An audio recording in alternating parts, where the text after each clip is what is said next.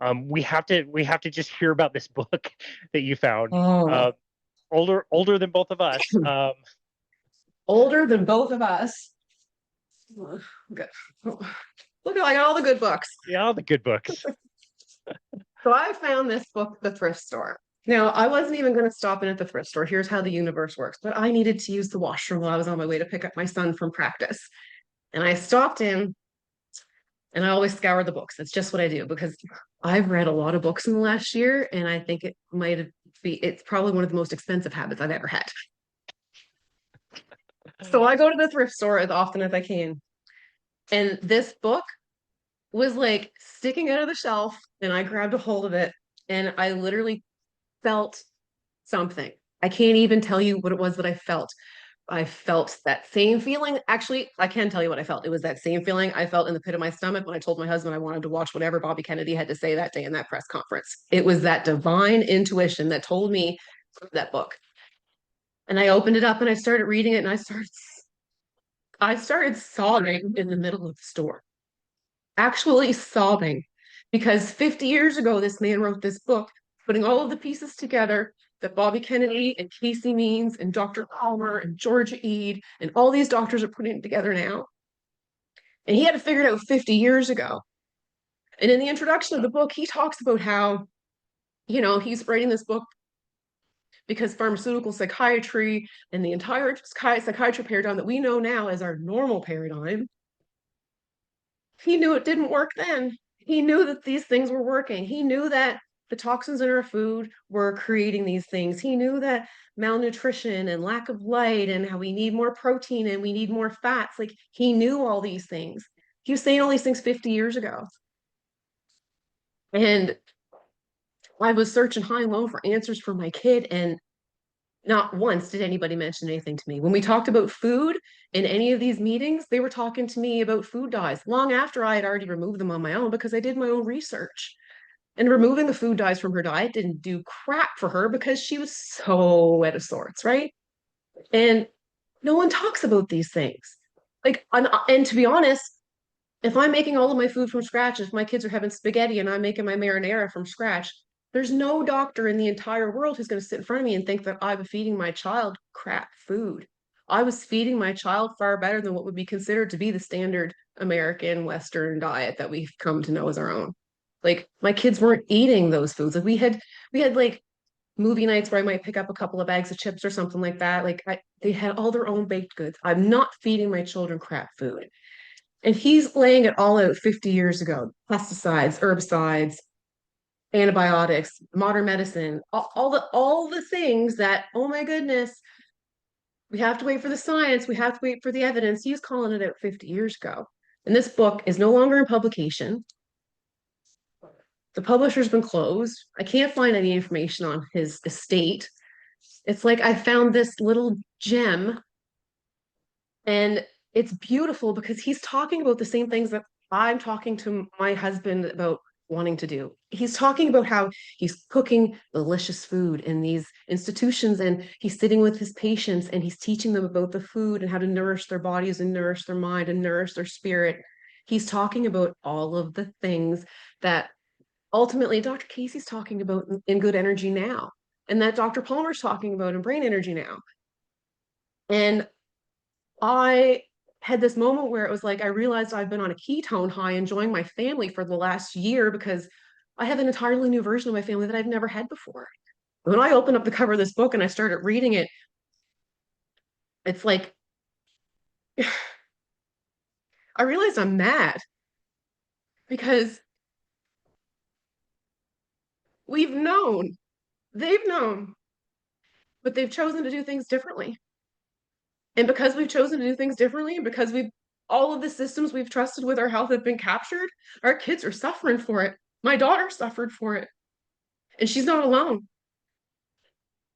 And I got mad when I got home and I posted that video while I was reading it after I stopped crying and sobbing, of course. But when you're a mom and you're looking for all the answers and you're doing everything you possibly can to help your kid and nothing's working, and then you realize that it's written about 50 years ago, the things that you implemented after watching a press conference from the one man they're demonizing for asking all these same questions, I got mad. And I posted that video, which just happened to be a couple of days after my daughter posted a video thanking RFK, Casey Means, and Dr. Palmer for saving her life, because they did.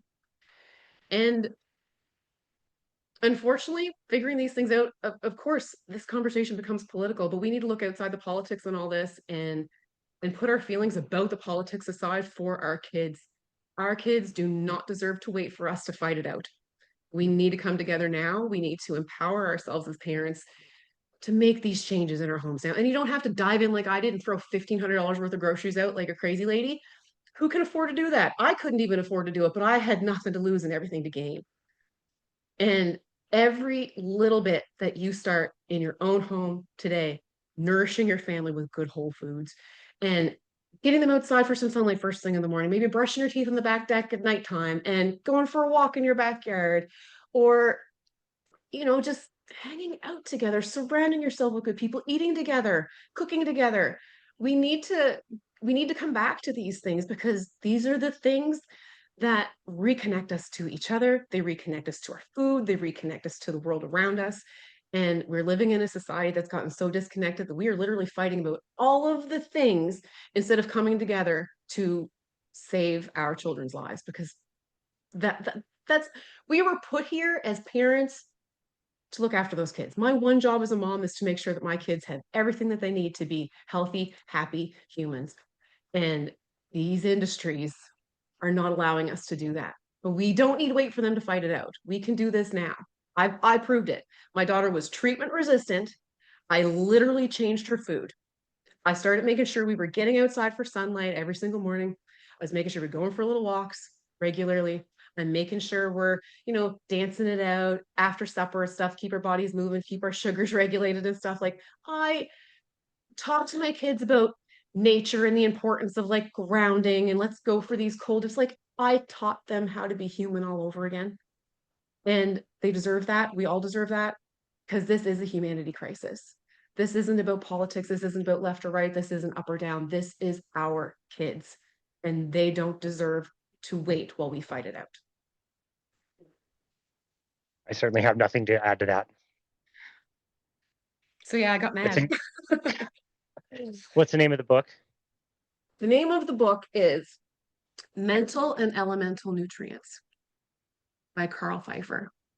And I just finished Nina's book, The Big Fat Surprise. Oh, so good.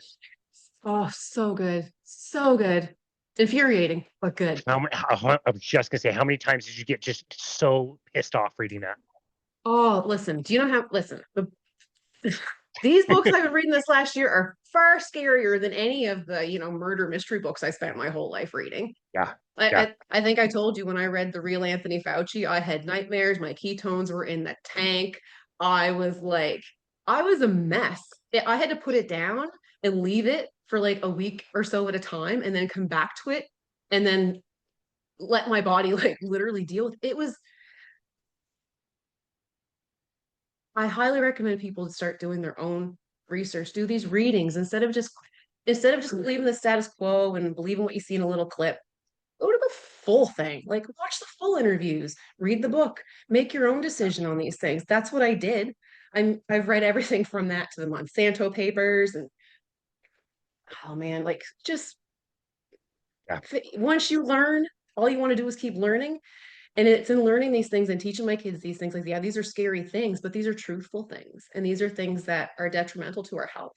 And I wanted to help my kids understand those things.